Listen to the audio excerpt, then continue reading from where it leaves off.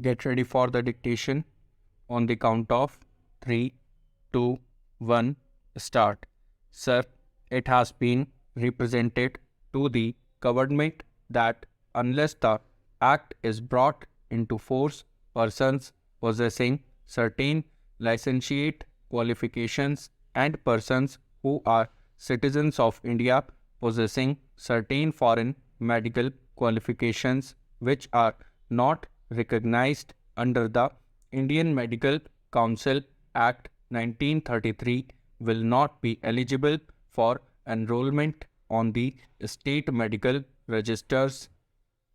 In the circumstances, government consider that the act should be brought into force without further delay. Already the delay has been too long. As soon as the new act is brought into force, the council constituted under the Indian Medical Council Act 1933 will cease to function as there is no provision in the new act for continuing the existing council until such time as a new council is constituted under the act. Some time will necessarily have to elapse before a new council can be constituted, as it is not possible to hold fresh elections under Section 3 of the new Act before the Act is brought into force. I should like to inform the House in reply to the query made by my esteemed colleague Dr. Dubey that we think that about 6 months time will be necessary and that the prolongation of the life of the old council should not be for more than a period of 6 months.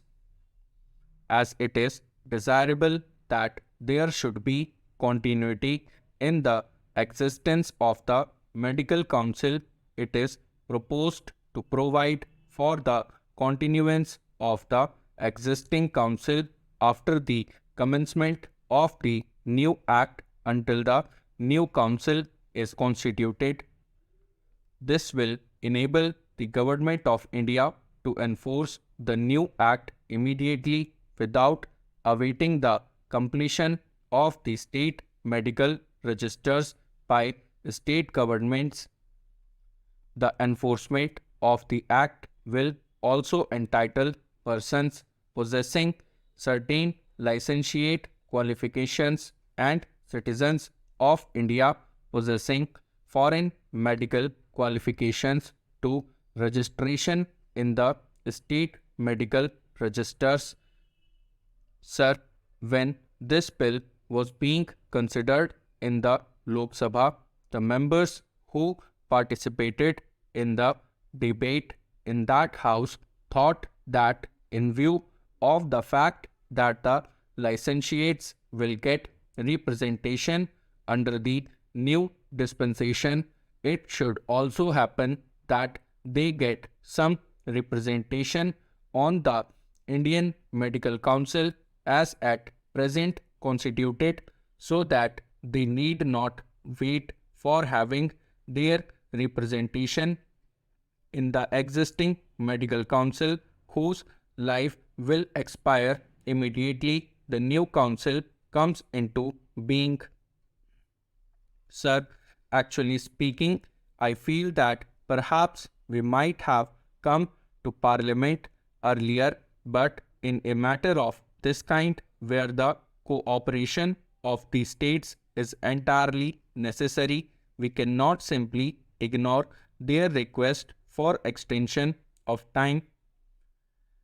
We therefore awaited, but then there comes a time when we can wait no longer. I think, sir, it should be defeating the purpose of the new act if we were to wait any longer.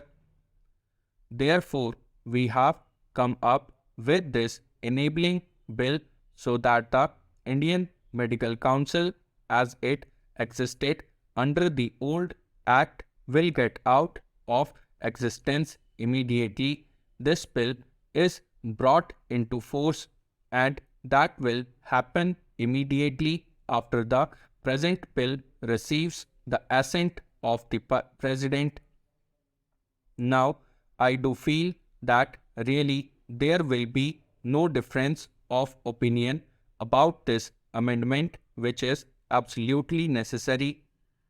There was, of course, another alternative which, however, the government did not like.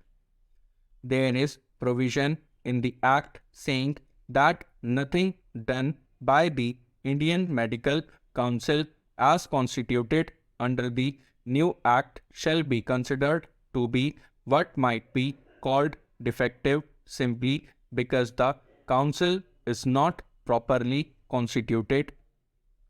Under the provisions of that particular section, we could have just been content to go ahead with nominations where nominations are to be made and gone on with the Indian Medical Council. It would not be complete but deficient in respect of the members to be elected on behalf of certain interests. But rather than do that, we thought that it was proper to have the Indian Medical Council in a proper manner to prolong its existence rather than take recourse to an expedient which was not satisfactory. Mr. Deputy Chairman, sir, nearly a year and 8 months after the passing of the Act, the Health Minister at last comes and puts forward this amendment to the original Act to enforce the original Act. It took nearly 2 years for them just to think of enforcing it. Now, sir, when the original Act was brought before the House in the year 1956, some of the members wanted it to be referred to a select committee, and one of the pleas put forth against it by the then Health Minister was that it might cause some delay if it went to the select committee, that they did not want that delay and they wanted it to be implemented as early as possible. So, reference to a select committee was rejected. It is curious, sir, to find that they have taken nearly 2 years to think of an act